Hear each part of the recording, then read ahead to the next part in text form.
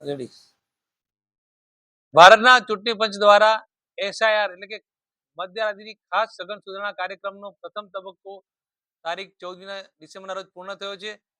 આજરોજ 17મી ડિસેમ્બરના રોજ બીજો તબક્કો શરૂ થાય છે, જેમાં આજરોજ મતદાર યાદીનો ડ્રાફ્ટ મુસદ્દો પ્રસિદ્ધ થયેલો છે. આપને કહી દઉં કે આપણી મતદાર યાદીમાં અગાઉ કુલ 5,01,743 જિલ્લાના મતદારો હતા. તે પૈકી આ પ્રથમ ગણતરીનો તબક્કો હતો, જેમાં આપણે મતદારોને ગણતરી ફોર્મ આપ્યા હતા અને એમાં એમણે પોતાની વિગતો અત્યારની અને અગાઉની 2002ની મતદારની વિગતો ભરીને આપવાની હતી. તે પૈકી આપણી પાસે 4,34,943 ફોર્મ આપણી પાસે રજૂ થઈ ગયા છે, જેમાંથી 28,129 ફોર્મ એવા છે જેમાં 2002ની મતદાર યાદી સાથેનું મેપિંગ એમનું થઈ શક્યું નથી, પણ એમનું પણ નામ અત્યારે આવી ગયા છે. આ જે 28,129 મતદારો છે જેમનું મેપિંગ નથી, તેઓને અમે નોટિસ આપીને 2002ની મતદાર યાદીમાં એમના નામ અથવા તો એમના માતા પિતા કે દાદા દાદીના નામ માટેના જરૂરી આધાર પુરાવા રજૂ કરવાની તક આપીએ છીએ, જેથી કરીને મતદાર યાદીની આખરી પરિસ્થિતિમાં એમના નામ કાયમ માટે ચાલુ રહે. આ ઉપરાંત 66,800 મતદારો આપણા જિલ્લાના એવા મળ્યા છે કે જેઓને મતદાર યાદીના ભાગરૂપે બીએલઓ એમના ઘરે જઈને મળવા ગયા ત્યારે તેઓ મળી આવ્યા નથી, અથવા કોઈ કિસ્સામાં એમને મળી આવ્યા અને એમને ફોર્મ આપણે રજૂ કર્યા હોય પણ પરત એમને વિગતો ભરીને આપણને ફોર્મ આપ્યા નથી. આવા 66,800 મતદારો છે જે હાલ આજરોજ પ્રસિદ્ધ થયેલી ડ્રાફ્ટ મતદાર યાદીમાં તેમના નામ સમાવેશ થયેલો નથી. તો બીજી રીતે કહી તો એ લોકોના નામ કમી થયા છે.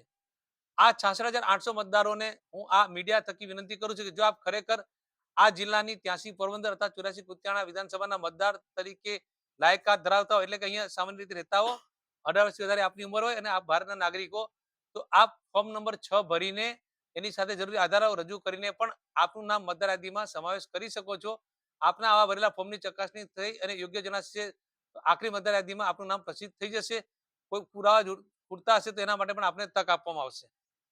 આ ઉપરાંત જેઓના 1/1/2026ના રોજ 18 વર્ષ પૂર્ણ થઈ જાય છે, અગાઉ પૂર્ણ થયેલા નતા પણ હવે થઈ જાય છે, એવા નવા મતદારો પણ ફોર્મ નંબર 6 તથા તેની સાથે જરૂરી આધારો રજૂ કરીને પોતાનું નામ મતદાર યાદીમાં દાખલ કરાવી શકે છે.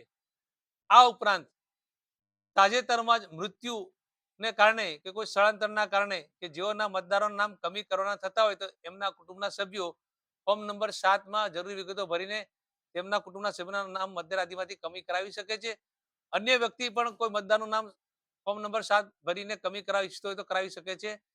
કોઈ મતદારના નામમાં કે એડ્રેસમાં કંઈ ભૂલ હોય, એપિક નંબરમાં ભૂલ હોય, અથવા તો મતદારે તાજેતરમાં જ બીજી જગ્યાએ સ્થળાંતર કરેલું હોય તો એ પોતાનું એડ્રેસ ફેરવવા માંગતા હોય, એક બીજા બૂથમાં જવા માંગતા હોય, તો એવો પણ આવા તમામ મતદારો ફોર્મ નંબર 8 ભરીને પોતાના મતદાર યાદીના નામમાં આવા સુધારા કરાવી શકે છે. હું પોરબંદર જિલ્લાના તમામ મતદારોને આ મીડિયાના માધ્યમ થકી અપીલ કરું છું કે આપ જો આપનું નામ મતદાર યાદીમાં કોઈ કારણસર ન આવ્યું હોય તો આવા જરૂરી આધાર પુરાવા રજૂ કરીને મતદાર યાદીમાં પોતાનું નામ સુનિશ્ચિત કરાવો.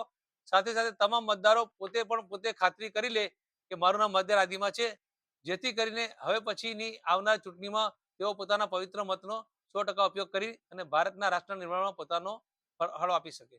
ધન્યવાદ.